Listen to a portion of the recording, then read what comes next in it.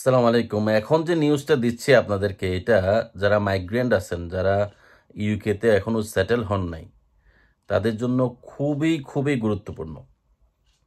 Migration advisory committee গভর্নমেন্টকে, home অফিসকে advice করছে যে যদি মাইগ্রেশন কমানোর জন্য সরকার এখন যে প্ল্যান করতেছে, যাতে ডিপেন্ডেন্ট আনাটা টাফ হয়ে যায়, স্যালারি থ্রেশহোল্ড 29,000 পাউন্ড থেকে 38,000 পাউন্ডে এটা উন্নীত করার জন্য গভর্নমেন্টের একটা প্ল্যান করতেছে।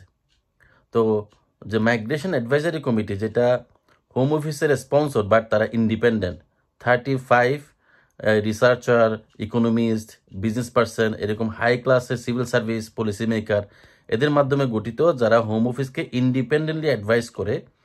তারা বলতেছে যদি এই মাইগ্রেশন কাট ডাউন করার জন্য স্যালারি থ্রেশহোল্ড যদি 29,000 পাউন্ড থেকে 38,000 পাউন্ডে তোলা হয়, তাহলে এটা ইসিএইচআর, ইউরোপিয়ান কনভেনশন অফ হিউম্যান রাইটসের যে ল, এটাকে ব্রিচ করবে, এটার এগেনস্টে যাবে। অর্থাৎ গভর্নমেন্ট যদি মাইগ্রেশন কমানোর জন্য যদি এমন একটা নিয়ম করে যাতে ফ্যামিলি মেম্বার, ডিপেন্ডেন্ট স্পাউসকে আনতে না পারে, তাহলে প্রাইভেট অ্যান্ড ফ্যামিলি লাইফকে এটা এফেক্ট করবে।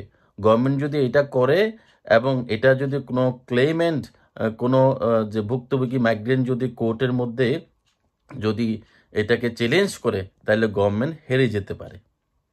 তো তখন এই যে এটা পর্যন্ত গুড নিউজ ছিল, এই খবর পর্যন্ত গুড নিউজ, তাই না? মনে হচ্ছে গুড নিউজ, তাইলে আমাদের স্যালারি 29,000 থেকে 38,000 গভর্নমেন্ট বাড়াইতে পারবে না, এরকম মনে হচ্ছে। তো এখন গভর্নমেন্ট চিন্তা করতেছে না, যদি আমরা আমাদের মতো করে আমাদের মতো ইউকের ভিতরে আমাদের ইমিগ্রেশন বা মাইগ্রেশন রিলেটেড কোনো ল করতে গেলে যদি এটা ইউরোপিয়ান কনভেনশন লয়ের সাথে, হিউম্যান রাইটস লয়ের সাথে যদি সাংঘর্ষিক হওয়ার কারণে আমরা আমাদের পলিসি বাস্তবায়ন করতে না পারি, তাহলে উই শুড বেটার লিভ ইসিএইচআর, মানে European convention of human rights যেটা আছে, এটা আমরা একদম কমপ্লিটলি এটা আমরা ডিমোলাইজ করে দিব, আমরা ওইটার থেকে বের হয়ে আসবো। আচ্ছা, যদি ইউকে গভর্নমেন্ট যদি এই ECHR, European convention of human rights, এখান থেকে যদি বের হয়ে আসে, আপনার লাইফে কি এফেক্ট পড়বে?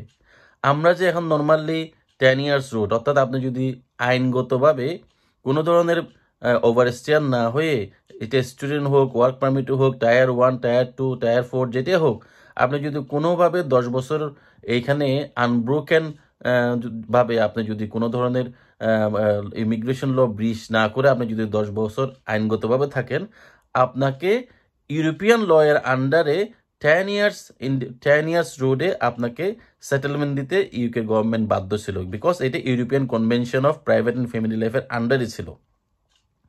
এখন যদি ইউকে গভর্নমেন্ট ডিসাইড করে যে না, আমরা ইসিএইচআর এর রুলস মানবো না, ইউরোপিয়ান ল মানবো না, আমরা আমাদের ইউকে আইন দিয়ে পরিচালিত হব, তাইলে যদি এভাবে যদি এই ল থেকে যদি বের হয়ে আসে, তাইলে 10 বছরের রোডে যে সেটেল হওয়ার যে সুযোগ, ওইটা কিন্তু আমরা সবাই, ইউকেতে যারা ইমিগ্রেন্ট আছেন, আপনারা সবাই হারাবেন। অর্থাৎ তখন থাকবে ওই যে টায়ার 2তে এখন 5 বছরের রোড যে সেটেল হওয়ার রোড, ওইটা থাকবে, কিন্তু ওইটাকেও আবার চেঞ্জ করতে চাচ্ছে গভর্নমেন্ট 10 ইয়ার্স রোডে। হ্যাঁ, তো যেটা মানে পুরাতনটা এফেক্ট হইতেন না, এখন কিন্তু এটা এই 10 ইয়ার্স ইসিএইচআর রুলস থেকে বেরিয়ে আসলে, তাহলে যাদের ধরেন এখন 8 বছর হয়েছে, আর 2 বছর স্টুডেন্ট ভিসায় থাকলে বা অন্য কোনো পিএসডাব্লিউ বা পিএইচডিতে থাকলে 10 ইয়ার্স হতেন, তাদেরকেও এফেক্ট করার সম্ভাবনা আছে। ধন্যবাদ।